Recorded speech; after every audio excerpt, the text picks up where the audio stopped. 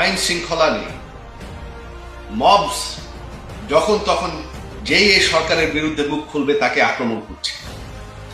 আপনারা ভাবছেন যে এই নির্বাচনে ভোট দিলে অ্যাটলিস্ট এটা অন্তপক্ষে এটার থেকে তো বাঁচবো, এই পরিস্থিতির থেকে তো বাঁচবো। তবে আসলে কি বাঁচবেন? এখন তো জামাতি ক্ষমতায় আছে, আর আপনারা ভোট দেন কি না দেন এটা একটা সাজানো নির্বাচন, এটার রেজাল্ট আমরা জানি।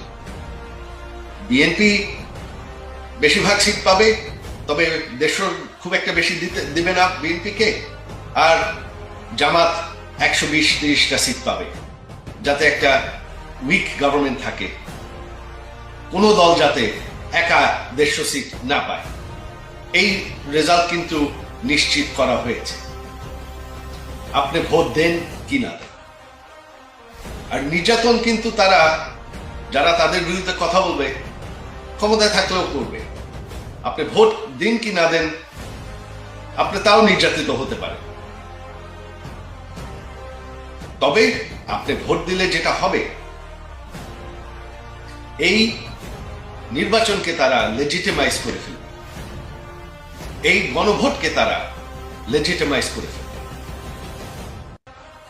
সেখান থেকে যদি বাংলাদেশকে রক্ষা করতে চান, আমার অনুরোধ, আপনারা কেউ ভোট দিতে যেন না।